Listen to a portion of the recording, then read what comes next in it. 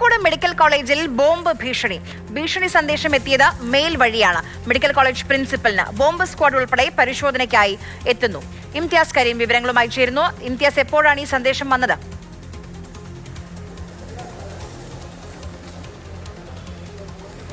ആര്യ, ഉച്ചയ്ക്കൊരു 11 മണിയോട് കൂടിയാണ് കോഴിക്കോട് മെഡിക്കൽ കോളേജിൽ ബോംബ് വെച്ചിട്ടുണ്ട് എന്ന തരത്തിലൊരു മെയിൽ മെഡിക്കൽ കോളേജ് പ്രിൻസിപ്പൽക്കും സൂപ്രണ്ടിനും വന്നത്.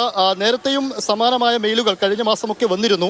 അത് പരിശോധിച്ച് അത് തെറ്റായ മെയിലാണ്, വ്യാജ മെയിലാണ് എന്ന് കണ്ടെത്തുകയും ചെയ്തിരുന്നു. എന്തായാലും ഇപ്പോൾ മെയിൽ വന്നതിൻ്റെ അടിസ്ഥാനത്തിൽ തന്നെ മെഡിക്കൽ കോളേജ് ACPയുടെ നേതൃത്വത്തിലുള്ള പോലീസ് സംഘവും ബോംബ് സ്ക്വാഡും ഡോഗ് സ്ക്വാഡും അടക്കം ഇപ്പോൾ മെഡിക്കൽ കോളേജിലെത്തി വിശദമായ പരിശോധന നടത്തി വരികയാണ്. ദൃശ്യങ്ങൾ നമുക്ക് തത്സമയം കാണാം. ഇവിടെ മെഡിക്കൽ കോളേജിന്റെ അകത്ത് കോമ്പൗണ്ടിൽ നിർത്തിയിട്ട കാറുകൾ, ഇരുചക്ര വാഹനങ്ങൾ തുടങ്ങിയവയിലൊക്കെ വിശദമായ പരിശോധന തന്നെയാണ് ബോംബ് സ്ക്വാഡും ഡോഗ് സ്ക്വാഡും ഒരുമിച്ച് ഇപ്പോൾ നടത്തിക്കൊണ്ടിരിക്കുന്നത്. നേരത്തെ വന്ന മെയിലിലൊക്കെ പറഞ്ഞിരുന്ന ചില സമാനമായ കാര്യങ്ങൾ തന്നെയാണ് ഇത്തവണയും മെയിലിൽ സൂചിപ്പിച്ചിരിക്കുന്നത് എന്നാണ് പ്രാഥമികമായി മനസ്സിലാക്കുന്നത്.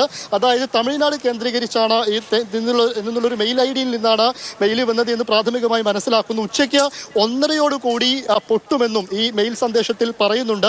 പക്ഷേ കഴിഞ്ഞ തവണ ഇതേപോലെ തന്നെ മെയിൽ വന്ന സമയത്ത് അത് പരിശോധന നടത്തിയിരുന്നു. പരിശോധന നടത്തിയത് വ്യാജമാണ് എന്ന് കണ്ടെത്തുകയും ചെയ്തിരുന്നു. സർക്കാർ ഓഫീസുകളിലൊക്കെ സ്ഥിരമായി ഇങ്ങനെ മെയിലുകൾ വരുന്നതുമാണ്. എന്തായാലും അതിൻ്റെ അടിസ്ഥാനത്തിൽ ഒരു വിശദമായ പരിശോധന ഇപ്പോൾ മെഡിക്കൽ കോളേജിൽ നടത്തി വരികയാണ്. ഇതുവരെ ഒന്നും തന്നെ കണ്ടെത്താനായിട്ടില്ല.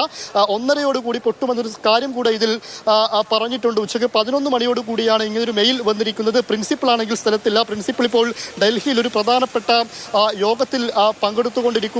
വിശദമായ പരിശോധന നടത്തി വരികയാണ്. ആര്യ, കഴിഞ്ഞ മെയിലിൽ സൂചിപ്പിച്ചിരുന്ന മറ്റൊരു പ്രധാനപ്പെട്ട കാര്യം കൂടിയുണ്ട്. 3 RDX ബോംബുകൾ വെച്ചിരുന്നു എന്നാണ് മുൻപ് വന്ന മെയിലിൽ പറഞ്ഞിരുന്നത്. സമാനമാണ് ഇത്തവണയും വന്നിരിക്കുന്ന മെയിലിൽ ഉള്ളത്. എന്തായാലും വിശദമായ പരിശോധന മെഡിക്കൽ കോളേജിൽ നടന്നു വരികയാണ്. വിവരങ്ങൾ നൽകിയത്.